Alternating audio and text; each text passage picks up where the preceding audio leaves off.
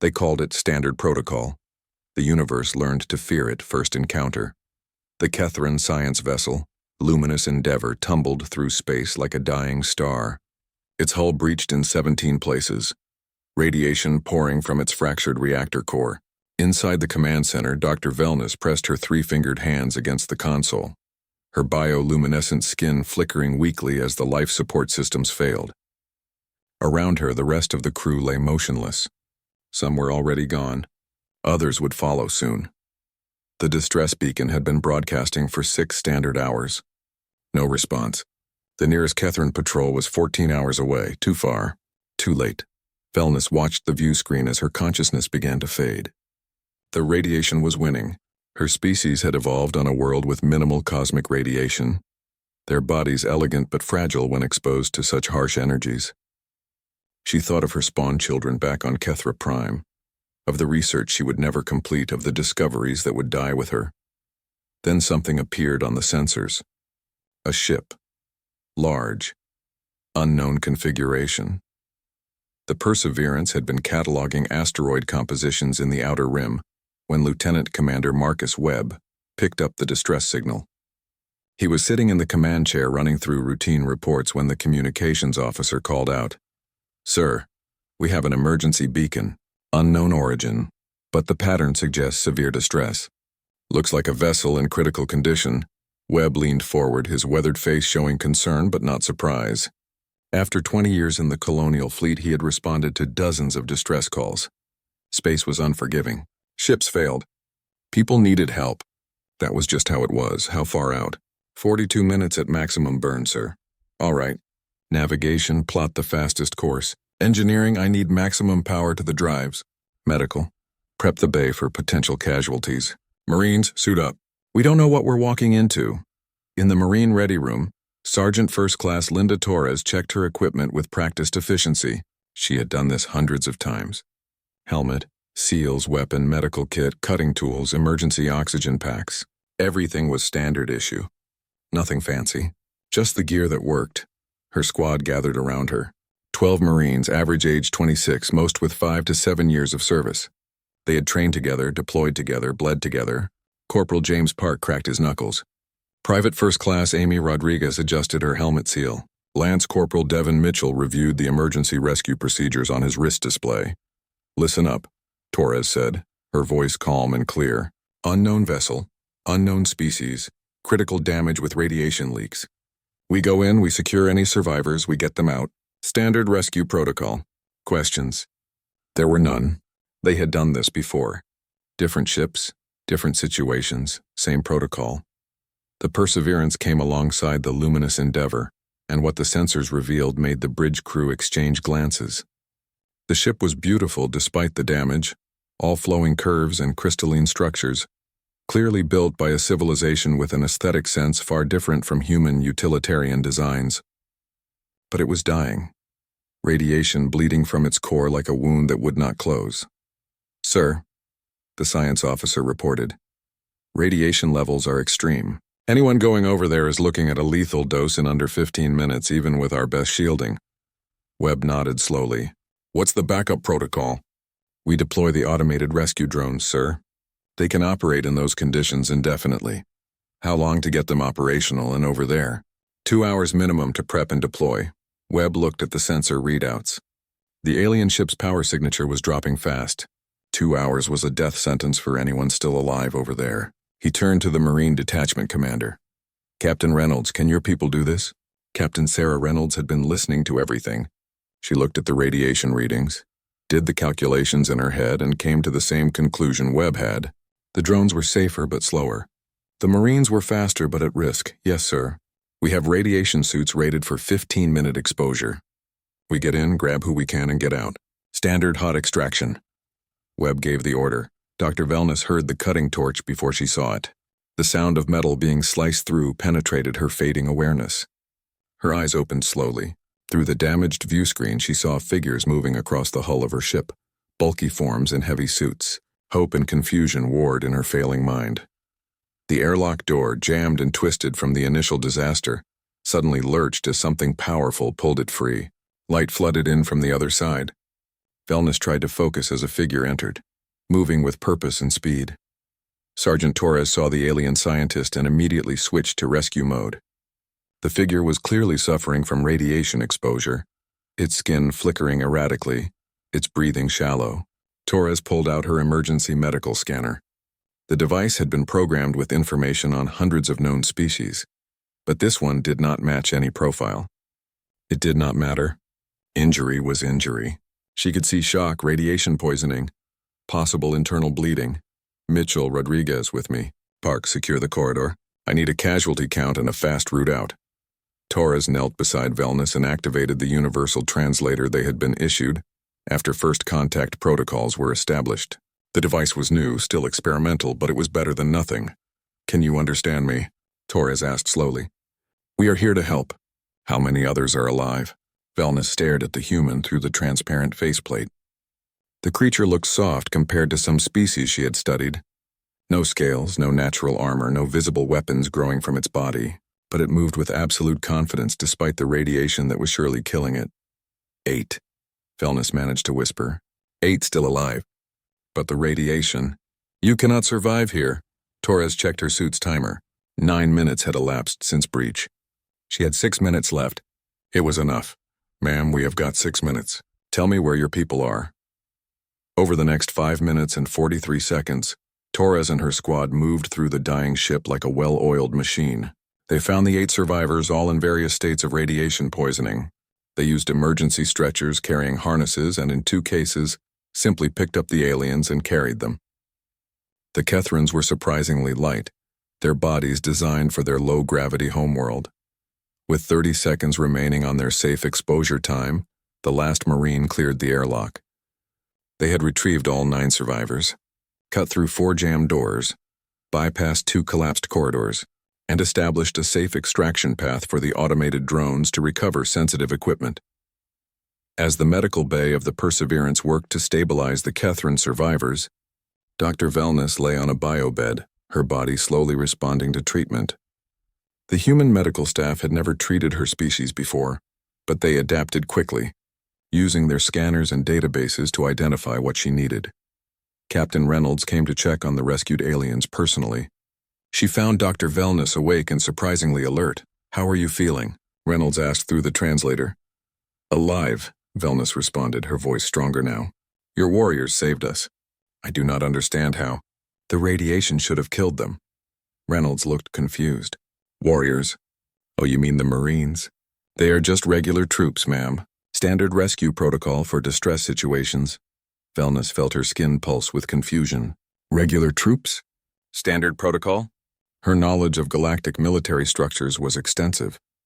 She had studied dozens of civilizations. Regular troops were minimally trained personnel used for basic security and support roles. Warriors, true warriors, were bred and trained for years to handle extreme conditions. Yes, ma'am, Reynolds continued, not understanding the significance of what she was saying. Sergeant Torres and her squad are infantry Marines. Basic training, standard equipment. They did what any of our people would do in that situation. After the Kethrans were stabilized and arrangements made to transfer them to a coalition medical facility, Dr. Wellness sent a detailed report to her government. She described the humans she had encountered, their strange philosophy of sending regular soldiers into lethal conditions as standard procedure, their apparent disregard for their own safety when others needed help. The report reached the Kethran High Command, who shared it with their allies in the Galactic Coalition. The Coalition had been aware of humans for 3 standard cycles, ever since they had achieved faster-than-light travel. They had categorized Earth as a Level 4 civilization, advanced technology but limited military capability. The humans had sent diplomats and scientists to Coalition space, friendly and eager to learn. But now there were questions. If these were regular troops using standard protocols, what were their elite forces capable of? The report also reached other ears. The Zornathi Empire monitored all Coalition communications. They were an aggressive species, reptilian predators who had conquered 47 worlds through military might.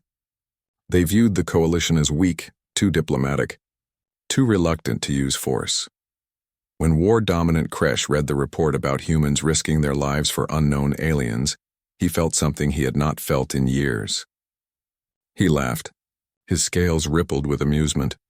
"These humans are fools," he hissed to his subordinates. "They risk their own warriors for strangers. They waste resources on mercy. They will be easy prey when the time comes." His intelligence officer, however, looked troubled.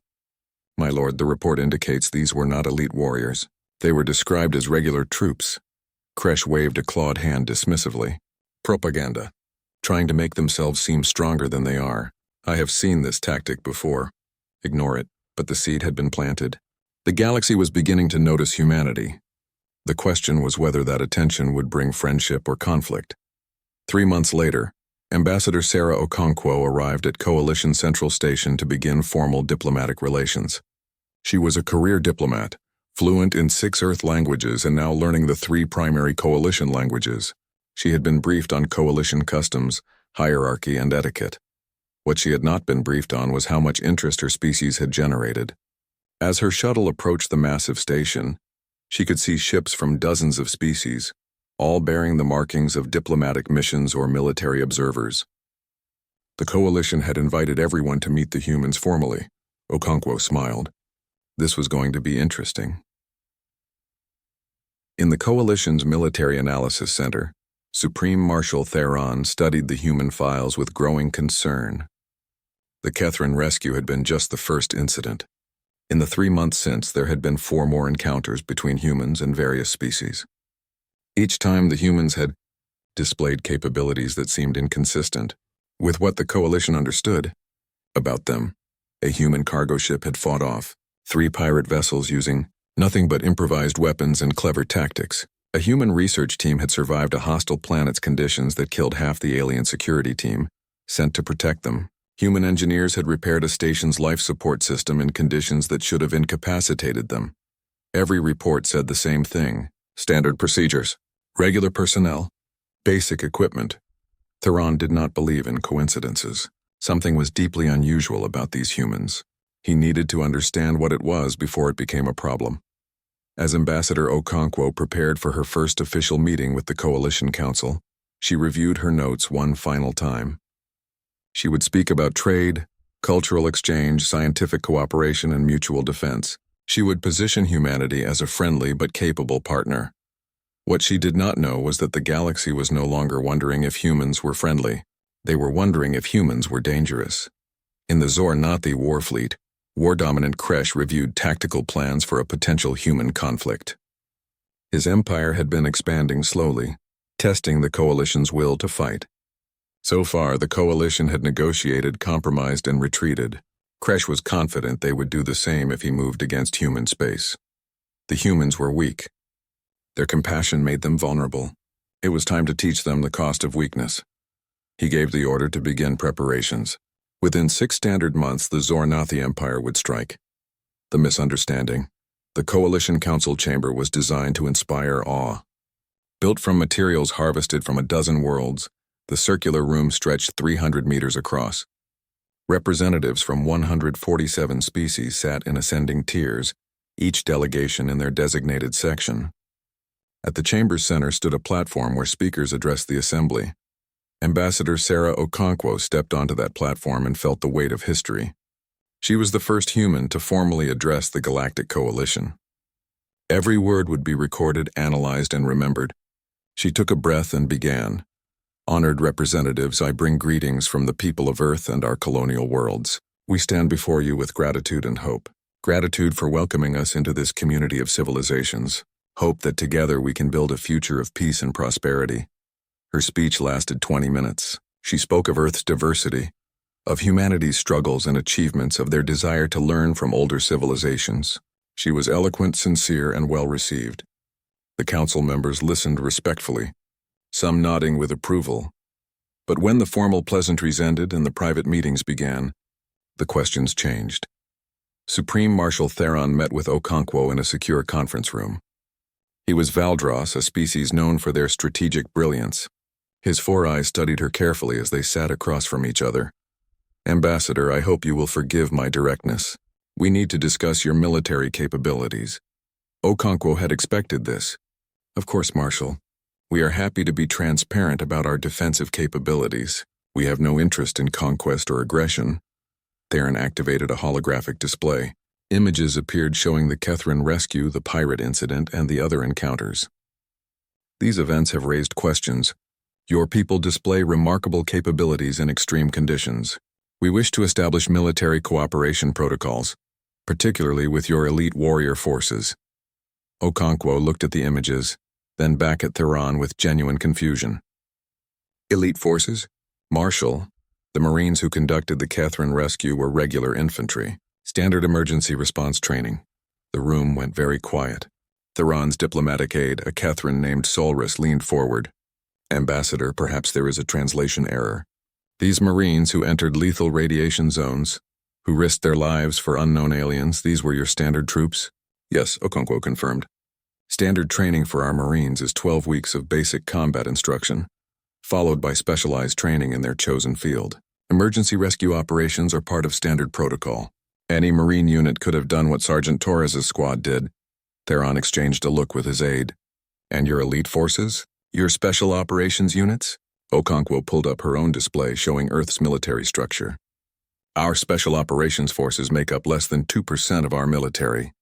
They undergo training that can last years, languages, advanced combat techniques, unconventional warfare, deep insertion operations, high-altitude low-opening jumps, underwater demolition. They operate in small teams, often behind enemy lines, conducting missions that regular forces cannot.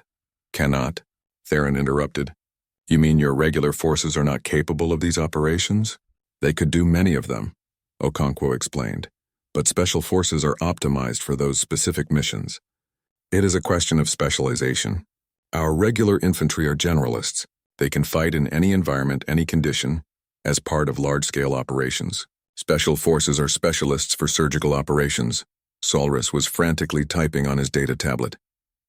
Ambassador, I need to understand this clearly. Your regular infantry with 12 weeks of training are expected to operate in hostile environments, conduct combat operations, and perform emergency rescues as standard procedure? Yes, Okonkwo said simply. That is what infantry does. Theron stood up and walked to the window overlooking the station's vast interior. His mind was racing. In coalition military doctrine, regular troops were garrison forces. They guarded installations, performed ceremonial duties, and provided support for actual combat units. Warriors, true warriors, came from specialized breeding programs or dedicated warrior societies. They trained for years before seeing combat. But humans apparently just took ordinary citizens, gave them 3 months of training, and expected them to fight anywhere, in any condition, as a matter of routine. Ambassador, Theron said carefully, how many of these regular forces does Earth maintain? Okonkwo pulled up the numbers. The Earth Defense Forces maintain approximately 12 million active duty personnel across all branches. Army, Navy, Air and Space Force, Marines, and Coast Guard. We also have reserves and planetary militias that can be mobilized if needed. And how many of these 12 million are elite forces? Special operations across all branches total about 200,000 personnel. The rest are regular line troops. Theron did the calculation in his head. 12 million soldiers, of which nearly 12 million were what humans considered regular troops. Regular troops who operated in conditions that would kill most coalition species. Regular troops who treated lethal radiation zones as routine hazards. Regular troops with 12 weeks of training who displayed tactical flexibility that coalition warriors with years of training struggled to match. This changed everything. Ambassador, I think we need to schedule additional meetings with your military leadership. The coalition needs to better understand your defense doctrine. Okonkwo agreed readily. She thought she was helping to establish military cooperation. She did not realize she had just terrified the coalition's supreme military commander. 2 sectors away, war-dominant Kresh was finalizing his attack plans. His fleet had assembled in the Kordash system, just outside coalition-monitored space. 300 vessels, heavily armed, crewed by warriors bred for combat. The target was the human colony of New Brisbane, a small settlement of 40,000 humans on a frontier world. Kresh had chosen his target carefully. New Brisbane was isolated, minimally defended, and not technically part of coalition space yet. The humans had claimed it but had not completed the formal registration process. If the coalition protested, Kresh could claim it was unclaimed territory. By the time diplomats finished arguing, New Brisbane would be a Zornathi world. His tactical officer reported that the human presence in the system consisted of one light patrol vessel and approximately 500 colonial militia. The Zornathi would have overwhelming numerical and technological superiority. "My lord, we are ready to commence the operation," the tactical officer hissed. Kresh's scales rippled with anticipation. "Begin the attack. Show these humans what happens to the weak in this galaxy." The patrol vessel UCNS Vigilant detected the Zornathi fleet while it was still 4 hours out. Commander Robert Takashi immediately sounded the alert and transmitted a priority message to Fleet Command. Then he turned to his crew. The Vigilant was a Viper-class patrol ship with a crew of 32. It had light weapons, mostly designed for anti-piracy operations, and shields that would last maybe 5 minutes against a full military assault. Takashi knew the Vigilant could not win this fight, but he also knew his job. "All hands to battle stations. Launch all sensor buoys. I want every second of this recorded and transmitted back to Fleet. Engineering, give me everything you have got. Weapons, target their command ship. We are going to make them remember us." On New Brisbane, Colonel Maria Santos received the alert and immediately implemented Defense Protocol 7. The colony had been established for 3 years. Most of the settlers were farmers, engineers, and scientists. But this was a frontier colony. Every colonist was also a militiaman, trained and equipped to defend their home. Santos activated the colony-wide alert. Sirens wailed across the settlements. Families moved to reinforced shelters. Militia members rushed to designated assembly points. Within 15 minutes, the colony had transformed from a peaceful farming community into a defensive position. 483 militia members, most with backgrounds in Earth's various military services, took up positions around the colony's perimeter. They had 2 weeks of refresher training every year, standard-issue weapons, and defensive fortifications that had been built into the colony's design from the beginning. They also had something the Zornathi did not expect. They had been told from their first day in the militia that one day someone might try to take their home. And they had been taught exactly what to do about it. The Zornathi fleet arrived in orbit like a hammer descending. The Vigilant fired first, its pulse cannon scoring hits on the lead Zornathi destroyer before overwhelming return fire shredded its shields. Commander Takashi kept his ship in the fight for 7 minutes, targeting sensors and weapon systems, buying time for the colony to prepare and for his ship's sensor records to be transmitted to Fleet Command. When the Vigilant finally broke apart under sustained fire, Takashi and his crew had already evacuated to escape pods. They had done their duty. The cavalry would arrive eventually. The colony just had to survive until then. Kresh watched the small human ship's destruction with satisfaction. As expected, it had been quick and one-sided. He turned his attention to the planet below. Deploy landing forces. Seize the main settlement. If the humans surrender, accept it. If they resist, destroy them. Make this quick. The Zornathi landing force consisted of 5,000 warriors, elite troops with power armor and heavy weapons. They landed in assault shuttles, surrounding the main colony settlement. War leader Scar led the ground forces personally. He had conquered 6 worlds in his career. This would be his 7th. Scarl's voice boomed across the colony's communication channels through the translator system. "Humans of New Brisbane, you are now subjects of the Zornathi Empire. Surrender immediately and you will be treated according to the laws of conquest. Resist and you will be annihilated. You have 1 of your hours to decide." Inside the colony command center, Colonel Santos listened to the ultimatum and then looked at her officers. Captain James Nkrumah commanded the North Sector. Lieutenant Sarah O'Brien had the East. Sergeant Major Chen Wang coordinated the Western defenses. Former Master Sergeant Torres handled the South. "Well?" Santos asked. "What do we think?" Nkrumah spoke first. 5,000 troops, probably elite based on the equipment scans. We have got less than 500. 3-to-1 odds assuming they all hit us at once. They will not, O'Brien interjected. They will probe first, test our defenses. Standard doctrine for a superior force attacking a fortified position. They will expect us to break after the first serious push. That's what I would do if I was them. Sergeant Major Chen agreed. Quick demonstration of overwhelming force. Offers of mercy for surrender followed by systematic elimination of resistance. Santos nodded. Then we do not give them what they expect. We hold, we make them pay for every meter, and we trust that Fleet is already burning hard to get here. She opened the colony-wide channel. All militia, this is Colonel Santos. The Zornathi think they can take our home because they have bigger ships and more soldiers. They think we will fold because we are colonists, not warriors. They are about to learn that every human is a warrior when you threaten our families. Hold your positions. Trust your training. And remember, we do not have to win. We just have to survive until help arrives. Santos out. She closed the channel and looked at her officers. Standard defensive protocol. Let us show them what humans do when you back us into a corner. War leader Skarl was confused when the hour passed with no response from the colony. His translator confirmed that the human commander had received his message. The lack of answer could only mean one thing. The humans were foolish enough to resist all warriors' advance. Secure the settlement. Crush any resistance. The Zornathi forces moved forward in 3 waves. The first wave consisted of scout units meant to draw fire and reveal human positions. The second wave was heavy assault troops who would smash through defenses. The third wave would mop up any survivors. The first wave approached the colony's outer perimeter and immediately came under fire. The humans had positioned their forces in prepared defensive positions with overlapping fields of fire. The Zornathi scouts took casualties but kept advancing. This was expected. The scouts were meant to absorb losses. What was not expected was the precision of the human fire. Each shot was aimed, controlled, and effective. The scouts were not just taking casualties, they were being systematically eliminated.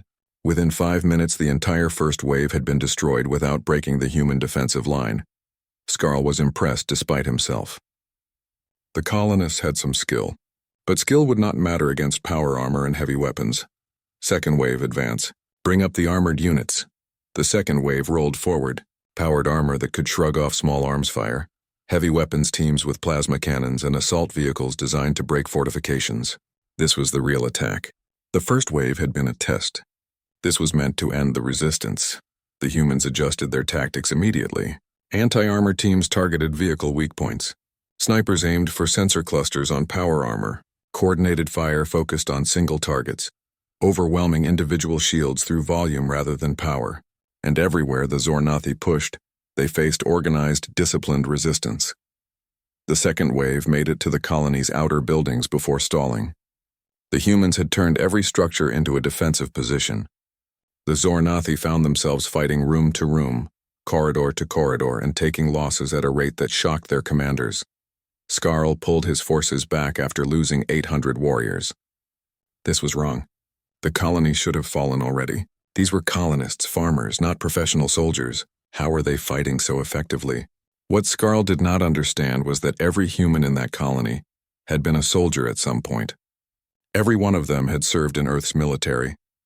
They had learned to shoot, to move, to communicate, and to fight as part of a team. When they became colonists, they did not forget those skills. They had been refreshed, maintained, and were now being applied with deadly efficiency. Colonel Santos watched the Zornathi withdrawal from the command center and allowed herself a small smile. They had held the first assault. Casualties were light, ammunition reserves were still good, and the defensive positions had proven effective. But she knew this was not over. The next attack would be stronger. The Zornathi would adjust their tactics, and eventually, sheer numbers would tell. The question was whether the cavalry would arrive before that happened. Standard Protocol Fleet, Admiral Richard Kepler received the distress signal from New Brisbane while he was conducting a routine inspection of the Second Fleet at Proxima Station. The message was brief, direct, and terrifying. Hostile alien force attacking colonial settlement. Request immediate assistance. Kepler was 62 years old and had spent 40 years in the Navy. He had fought pirates, responded to disasters, and conducted peacekeeping operations. He had never fought an interstellar war, until today. All ships, battle stations, navigation, plot an emergency jump to New Brisbane. I want every vessel we can spare underway in 30 minutes. Send priority alerts to First and Third Fleets. If we are being tested, we need to be ready everywhere. The operations officer hesitated. Sir, New Brisbane is 11 light years from our position. Even at maximum jump speed, we are looking at 36 hours. Kepler felt his jaw tighten. 36 hours. An eternity for a colony under siege. But it was the fastest they could move. Then we leave in 29 minutes and we do not stop until we get there. Move. On the Coalition Council, news of the Zor-Nathi attack spread rapidly. Ambassador Okonkwo was in a meeting when her aide rushed in with the report. Her face went pale as she read the details. Supreme Marshal Theron was summoned to an emergency council session. As he entered the chamber, he found representatives from dozens of species arguing heatedly. Some demanded the coalition intervene, others insisted it was a local dispute. A few allies of the Zor-Nathi suggested the humans had provoked the attack. Theron silenced them all with a raised hand. The humans did nothing to provoke this attack. War-dominant Kresh has been planning expansion for cycles. He chose a human target because he believed they were weak. He is about to discover his error. Marshal, said the Kethran counselor, our sources indicate 5,000 Zor-Nathi warriors have landed on New Brisbane. The colony has less than 500 militia. The mathematics are not favorable. The mathematics are irrelevant, Ambassador Okonkwo said, her voice cold and hard. Those militia are not conscripts or security guards. They are veterans, former soldiers who chose to build something instead of destroy, but they remember how to fight. And they are defending their families. She looked around the chamber. The Zor-Nathi wanted to test us. They wanted to see if we would break. They are about to learn something about humanity that apparently needs to be made clear. We do not break. Not when you threaten our homes. Not ever. On New Brisbane, the third day of the siege had begun. War leader Skarl had committed his entire force to the assault. The colony was surrounded, cut off, and taking sustained bombardment from orbit. Logically, they should have surrendered already. Instead, the humans continued fighting with a ferocity that disturbed even battle-hardened Zor-Nathi warriors. They did not retreat. When a position became untenable, they fell back to the next prepared defense and kept shooting. When ammunition ran low, they improvised. The colonists turned farming equipment into weapons, used their knowledge of chemistry to create explosives, and adapted their tactics with a flexibility that kept the Zor-Nathi off balance. Colonel Santos had lost 63 people. Every loss hurt, but she could not stop to mourn. Not yet. She checked her ammunition reports. Critical levels across all sectors. They had been rationing for 2 days, but the math was simple.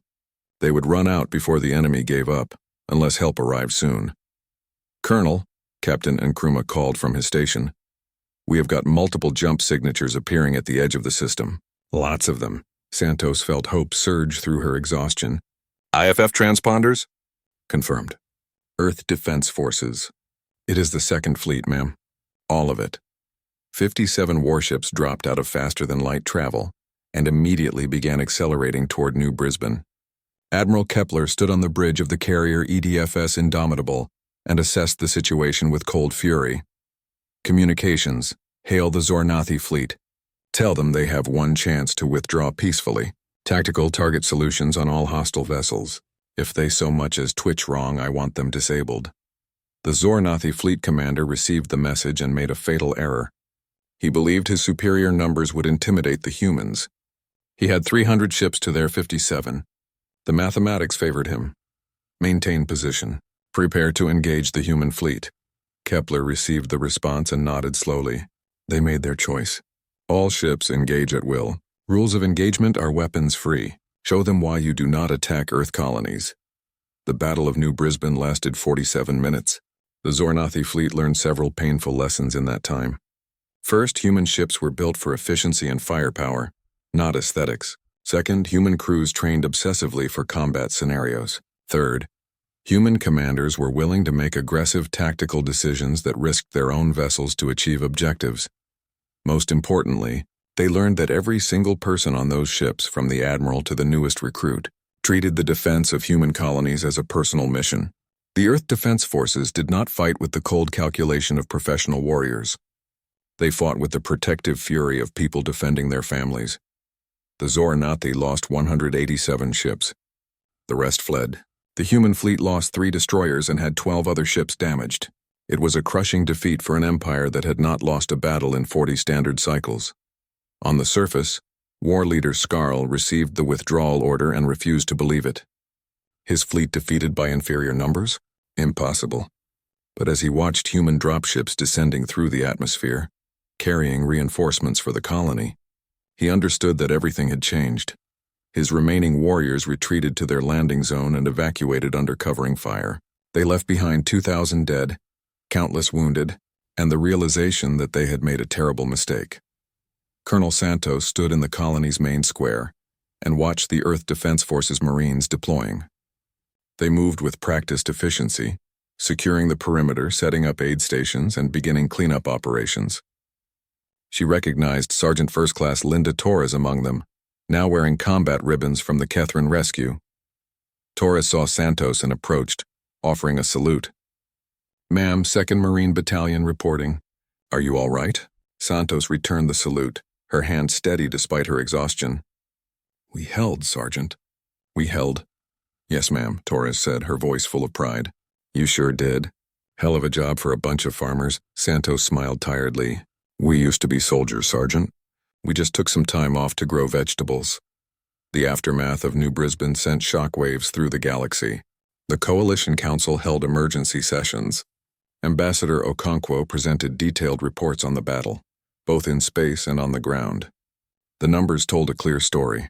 A colony of fewer than 500 militia had held off 5,000 elite warriors for 3 days. A fleet of 57 warships had destroyed or scattered a fleet of 300. The humans had used tactics, determination, and sheer stubborn refusal to surrender to overcome significant numerical disadvantages. Supreme Marshal Theron studied the reports with growing understanding. He called a private meeting with Okonkwo and several human military officers who had arrived to participate in post-battle analysis. "Ambassador, I need to ask you something directly.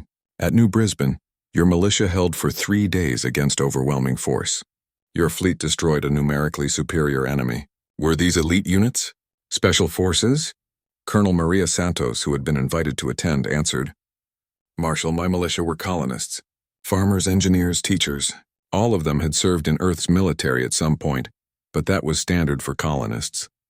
We prefer people with military experience for frontier settlements. It makes emergencies easier to handle." "And the fleet?" Theron asked. Admiral Kepler leaned forward. "Second Fleet is a standard line formation. We have carriers, battleships, cruisers, destroyers, and support vessels.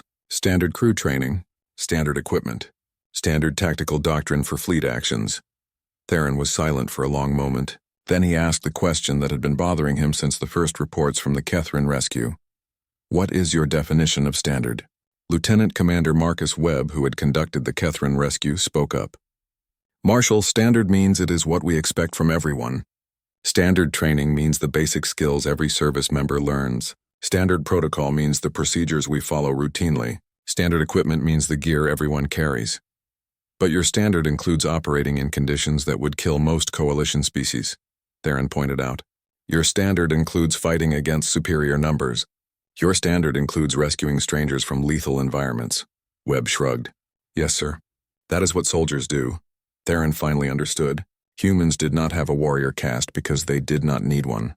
They took ordinary citizens, gave them training that most species would consider elite, equipped them with weapons designed for maximum efficiency, and instilled in them a doctrine that emphasized adaptability, initiative, and protecting others, and they called it standard. "Your special forces," Theron said slowly, "the ones you said make up 2% of your military, what can they do that your standard forces cannot?" The human officers exchanged glances. Admiral Kepler answered, "Marshal, our special forces operate in situations where standard tactics do not work. They conduct missions behind enemy lines, often alone or in small teams. They are trained to survive anywhere, to adapt to any culture, and to complete objectives that conventional forces cannot reach. They are trained to think creatively and to achieve mission success even when everything goes wrong," Colonel Santos added. "They are problem solvers who happen to also be warriors, and they have not been deployed yet," Theron said. "It was not a question." "No, sir," Kepler confirmed. "At New Brisbane, we used standard fleet elements and standard ground forces. Special operations were not required." The room was quiet as Theron absorbed this information. The humans had defeated the Zornethi, using what they considered routine forces following routine procedures. Their elite forces, the ones they actually trained for extreme situations, had not even been used. The room was quiet as Theron absorbed this information. The humans had defeated the Zornathi using what they considered routine forces following routine procedures. Their elite forces, The ones they actually trained for extreme situations had not even been used. The Zornathi Empire requested peace talks 3 weeks after New Brisbane. War-dominant Kresh was removed from command and placed under arrest for launching an unauthorized attack. The new leadership wanted to negotiate a settlement before the humans decided to retaliate. Ambassador Okonkwo led the human delegation. She met with the Zornathi representatives in a neutral location, with coalition mediators present. The Zornathi were surprisingly conciliatory, offering reparations, formal apologies, and guarantees of future peaceful relations. Okonkwo accepted the terms with one addition.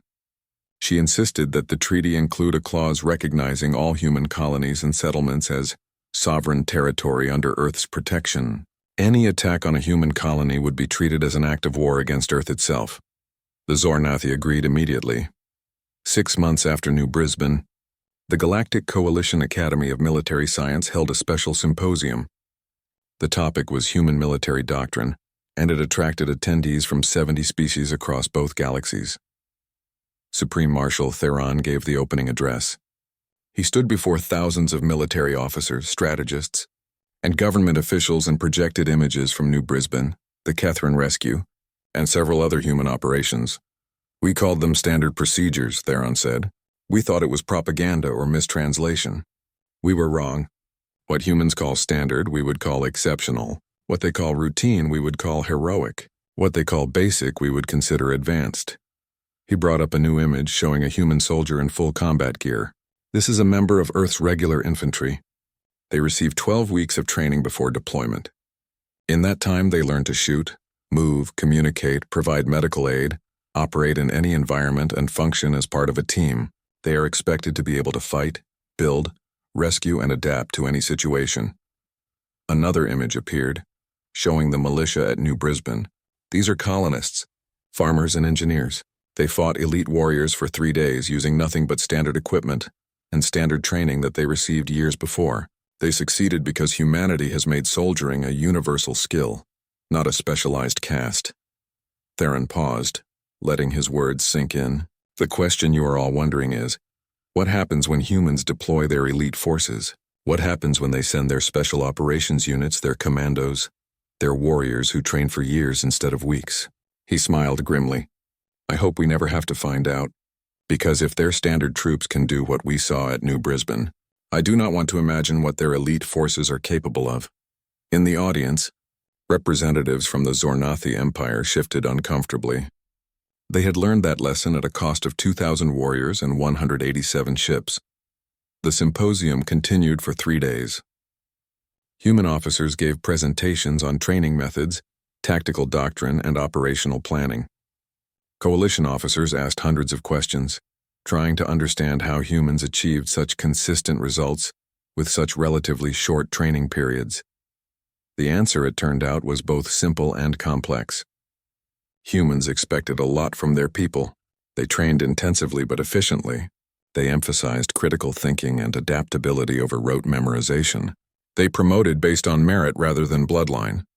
And most importantly, they believed that anyone could become a warrior if given proper training and motivation. It was a revolutionary concept for species that had specialized warrior castes or military breeding programs. It meant that humanity's military potential was limited only by their population and their will to fight.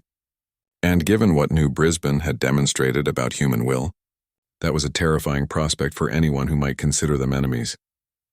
3 years after New Brisbane, Earth was formally invited to join the Galactic Coalition as a full member. Ambassador Okonkwo stood before the council and accepted on behalf of humanity.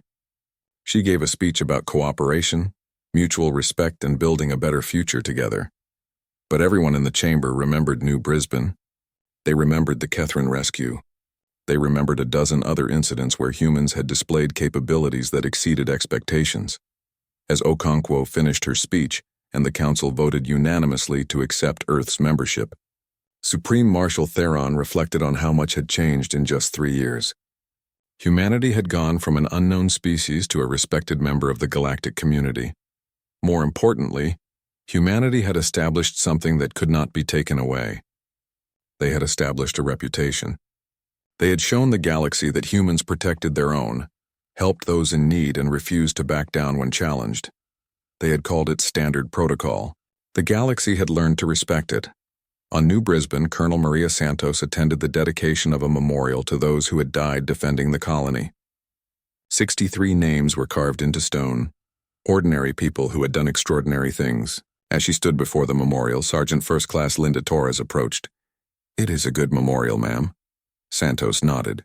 "They earned it. Every one of them held when they could have run. They fought when they could have surrendered. They did what soldiers do." "Standard protocol," Torres said with a slight smile. "Standard protocol," Santos agreed. As they walked away from the memorial, neither woman noticed the group of alien observers watching from a distance. They were military attachés from a dozen species, studying the colony that had become famous across the galaxy. One of them, a young Kethran officer, spoke quietly to his companions. "They truly believe it is normal. What they did here, what they do everywhere. They think it is just what people do." A Valdros tactician responded thoughtfully. "Perhaps that is their greatest strength. They do not see themselves as exceptional. They simply see themselves as humans doing their duty, and because they believe it is normal, they will never stop doing it." The observers departed, carrying reports and observations back to their governments. Those reports would be studied, analyzed, and incorporated into training programs across the coalition. The galaxy had learned a valuable lesson. When humans said something was standard procedure, it meant they had done it so many times that it seemed routine to them. It did not mean it was easy. It did not mean anyone else could do it. It just meant that humans expected it from themselves, and that, more than any weapon or technology, was what made humanity so formidable. They had standardized excellence. In the years that followed, human military advisors were requested by dozens of coalition species. They wanted to understand human training methods to learn how Earth created such capable soldiers from ordinary citizens. Some succeeded in adapting human techniques to their own cultures. Others failed, unable to replicate the unique combination of individual initiative and team cohesion that characterized human forces. But everyone agreed on one thing. The galaxy had changed when humanity arrived. They had raised the standard for what it meant to be a soldier. They had demonstrated that courage, skill, and determination could overcome superior numbers and technology. They had shown the universe that sometimes standard protocol was the most powerful weapon of all. Admiral Kepler retired 5 years after New Brisbane. At his retirement ceremony, he was asked what he was most proud of from his career. He thought for a moment, then smiled. "I am proud that we showed the galaxy who we are, not through threats or boasting, but through actions. We helped those in need. We defended our people. We did our duty. And we did it so consistently that the galaxy stopped being surprised by it. That is the highest compliment a military can receive, to have others expect excellence from you, because you have proven it time and again." He paused, then added, "And I am proud that we never deployed our special forces, because that means we handled every crisis with standard protocols and standard troops. That means we never needed our very best. We succeeded with what we considered normal. That is what strength really looks like." The ceremony ended with traditional military honors. As Kepler walked away from his final command, he passed a group of young recruits who had just completed basic training. They stood at attention, fresh-faced and nervous, beginning their military careers. Kepler stopped and looked at them. They were ordinary people from ordinary backgrounds. In 12 weeks, they had been transformed into soldiers. In a few years, they would be veterans. And somewhere, somehow, they would do something extraordinary. And they would call it standard protocol, because that was what humans did.